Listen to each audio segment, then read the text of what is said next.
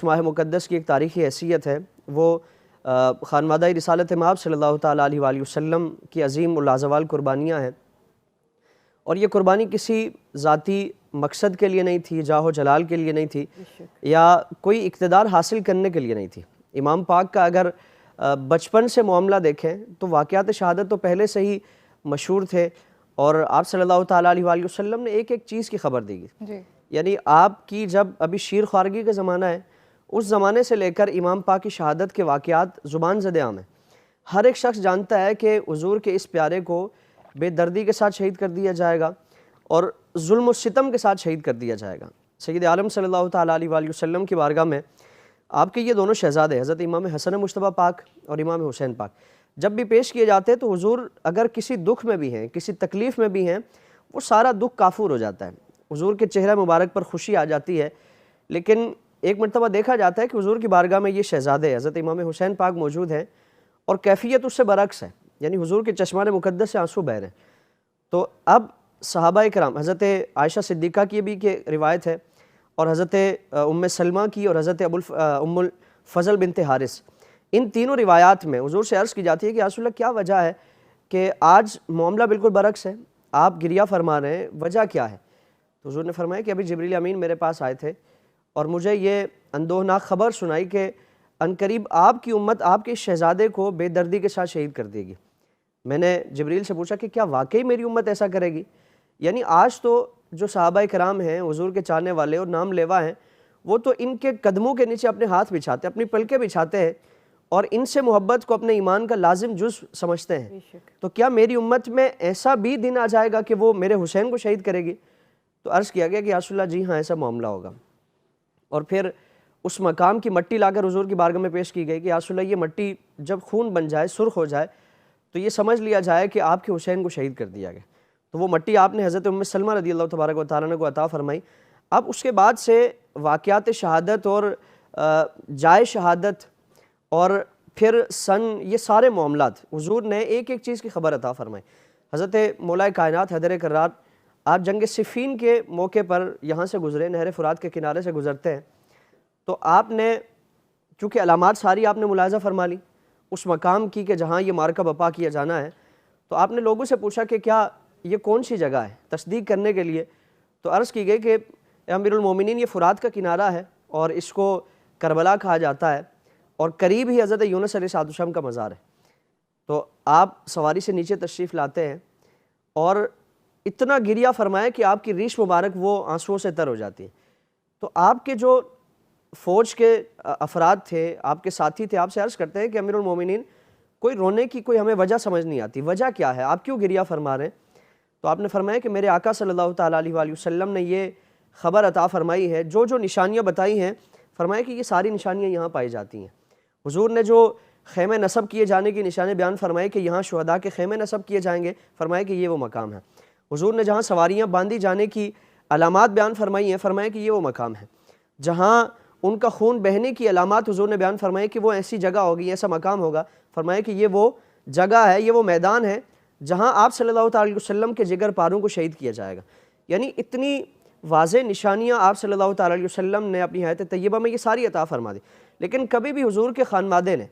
جو بچے سے لے کر بڑی شخصیات تک مستجاب الدعوات ہیں، ان کی جو خواہشات اللہ تعالیٰ زبان پہ آنے سے پہلے پہلے پورا فرما دیتا ہے۔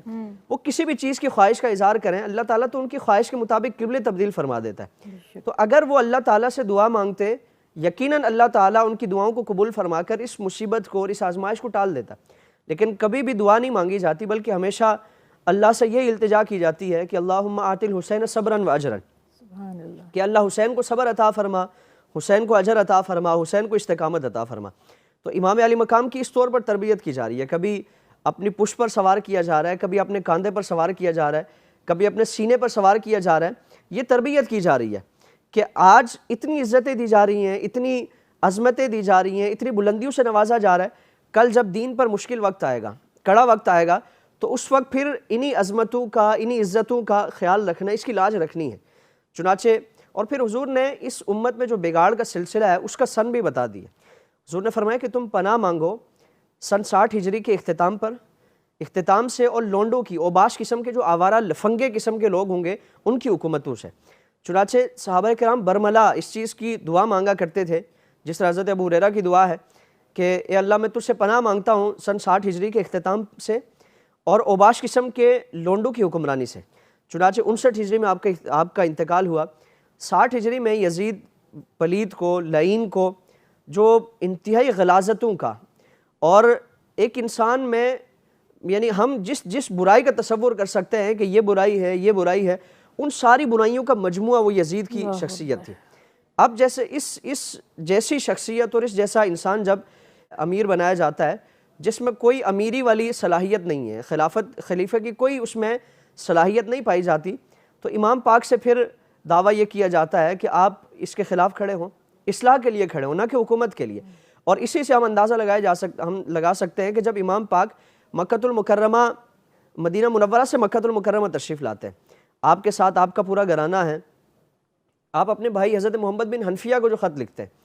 اور اس میں آپ نے ان کو جو وصیت فرمائی، واضح طور پر اس میں اپنے مقصد کو بیان فرمایا۔ آپ نے فرمایا کہ میں یہ نہیں چاہتا کہ میں کوئی حکومت حاصل کروں، کوئی اقتدار حاصل کروں، جاہ و جلال میرا مقصود نہیں ہے، بلکہ میں اس سفر کے لیے نکلا ہوں تو خالصتاً میرا مقصد یہ ہے کہ امت کی اصلاح کی جائے اور اس فتنے کو، اس بگاڑ کا جو سلسلہ ہے اس کو روک دیا جائے۔ یعنی آج اگر اس فتنے کے سلسلے کو، بگاڑ کے سلسلے کو نہ روکا گیا تو پھر قیامت تک کوئی اصلاح کی کوئی صورت نظر نہیں آئے گی۔ امام پاک نے اسی وجہ سے، اور پھر ہم دیکھیں آج امام پاک نکل رہے ہیں، یعنی سن 61 ہجری میں یہ معاملہ، یہ بپا، ان معاملات کے کچھ عرصے بعد جو امام پاک کے ساتھ نہیں نکلے تھے، ہم ان کا بھی معاملہ دیکھیں کہ ایک وقت آتا ہے، حضرت عبداللہ بن حنظلہ غسیل الملائکہ جو صحابی رسول تھے، ان کے بیٹے ہیں، آپ فرماتے کہ خدا کی قسم امام پاک تو بہت پہلے شہید ہو چکے تھے، ہم نے امام پاک کے بعد یزید کے خلاف اس وقت خروج کیا، ہم اس وقت کھڑے ہوئے جب ہمیں یقین ہو چکا تھا کہ ابھی اگر ہم خاموش بیٹھتے ہیں تو اللہ رب العالمین آسمان سے پتھروں کی ہم پر بارش نازل فرما دے گا۔ یعنی یزید کی بدعمالیاں اس قدر بڑھ چکی تھیں